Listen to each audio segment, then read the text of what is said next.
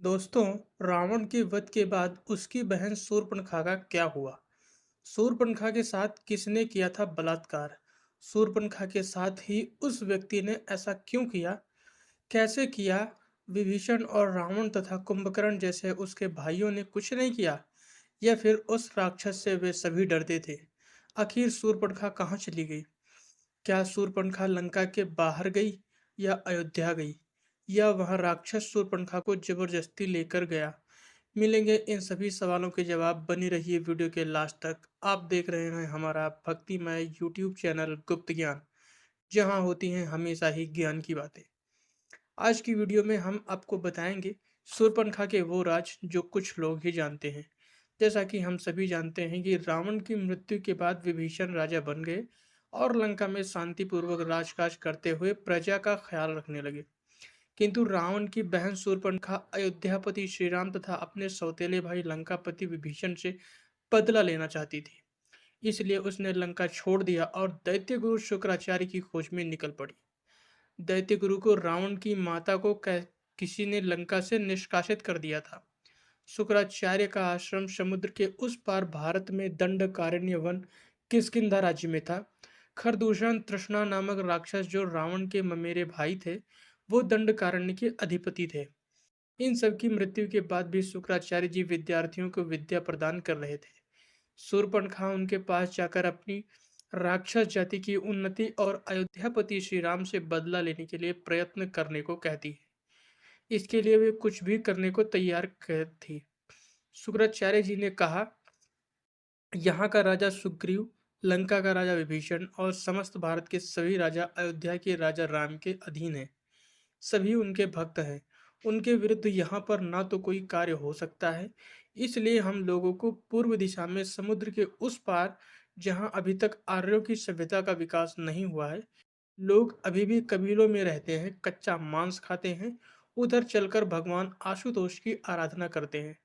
शूर्पणखा के साथ शुक्राचार्य मंत्र शक्ति से समुद्र पार करके आज के सऊदी अरब देश में पहुंचते हैं, जहाँ के लोग कबीलों में रहते थे और पशु की तरह जंगलों में कच्चा मांस, फल आदि खाते थे, जिसके कारण सभी लोग आपस में मार काट किया करते थे। जिसके सिर्फ दो ही कारण होते थे, पहला खाना अर्थात शिकार, अपना इलाका, और दूसरा स्त्री। इनके यहाँ स्त्री किसी की पत्नी नहीं बल्कि ताकतवर पुरुष ही उसे संभोग करता था। कबीले की सभी स्त्रियां पहले सरदार की स्त्री, उसके बाद जब सरदार किसी दूसरी स्त्री को अपना लेता था, तो पहली स्त्री फिर किसी अन्य पुरुष के साथ रहती थी। शुक्राचार्य की प्रतिज्ञा के बारे में सभी जानते हैं। वो सदैव अंधेरे अर्थात पाप को बढ़ावा देने वाले हैं। वो सदैव पापियों के मददगार रहे हैं। फिर शूर्पणखा तो उनके प्रिय शिष्य रावण की छोटी बहन थी। भला उसकी बात को क्यों नहीं मानते? शूर्पणखा की नाक कटी हुई थी। वह हमेशा अपना मुंह ढक कर रखती थी। हालांकि वह सुंदर भी थी और साथ ही साथ माया भी जानती थी और कोई भी रूप ले सकती थी। उस समय वहां पर सैकड़ों कबीले थे।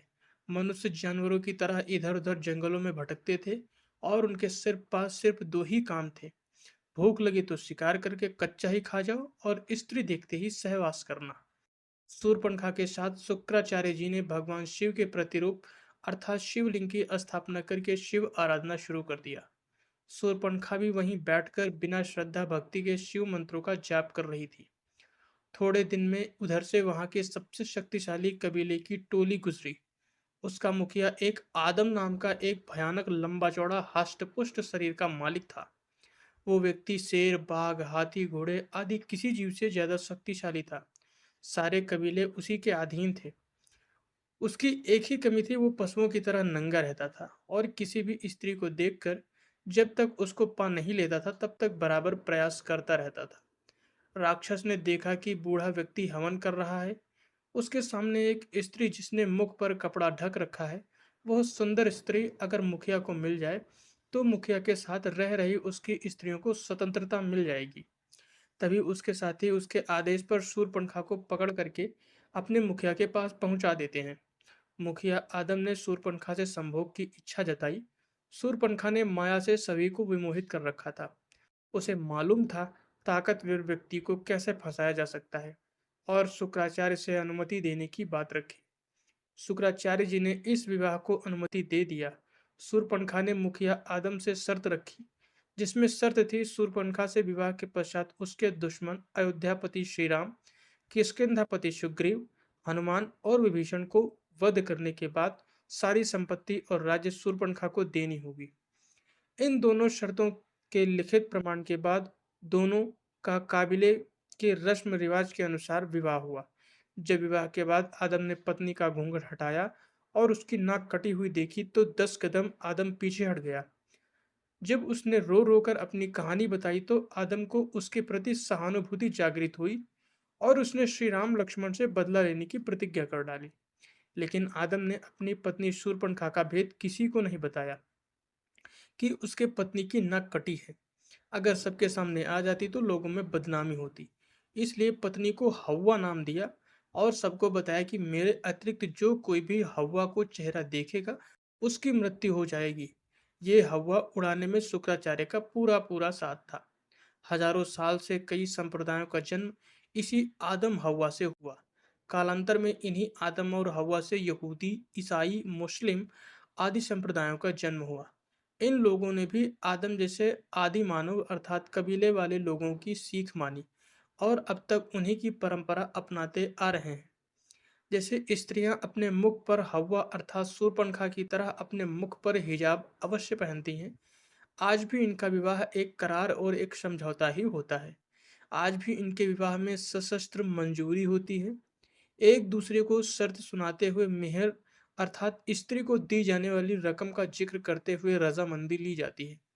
अगर किसी कारण विवाह विच्छेद होता है तो मेहर की रकम पुरुष स्त्री को अदा करता है। तो इस तरह शूर्पणखा रावण की मृत्यु के बाद अरब देश में चली गई। आदम नामक व्यक्ति जो कई कबीलों का सरदार था, शूर्पणखा उससे शर्त के साथ संबंध बनाने को राजी हुई थी। नाक कटी है, ये छिपाने के लिए हिजाब डालने की परंपरा शुरू की थी। अगर ध्यान दें तो यह सारी बातें केवल एक ही तरफ इशारा करती हैं कि शायद मुसलमानों का शूर्पणखा के वंशज होने वाली यह बात हकीकत हो सकती है और सारे मुसलमान इस बात से डरते हैं। अगर कोई हिंदू गलती से भी मक्का मदीना के अंदर चला गया और उसने इस शिवलिंग पर गंगा जल छिड़क दिया तो इस दुनिया से पूरी राक्षस जाति का अंत हो जाएगा। मित्रों, यह राक्षस कोई और नहीं बल्कि शूर्पणखा के ही वंशज हैं।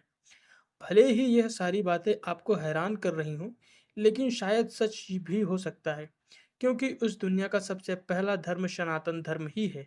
यानी कि इस दुनिया में मौजूद हर व्यक्ति सनातन धर्म से जरूर ताल्लुक रखता है। मित्रों, ठीक ऐसा ही प्राचीन समय में भी हुआ करता था। कुछ लोग मिलकर अपने अलग अलग नियमों और परंपराओं को बनाया करते थे और धीरे धीरे इसी तरह यही चीजें जातियों में तब्दील होती चली गई, जिससे आगे चलकर अनेक धर्मों की उत्पत्ति हुई। लेकिन दोस्तों, सनातन धर्म के कई व्यक्तियों द्वारा यह सवाल उठाया जाता है कि आखिर उन्हें मक्का मदीना के अंदर क्यों नहीं जाने दिया जाता।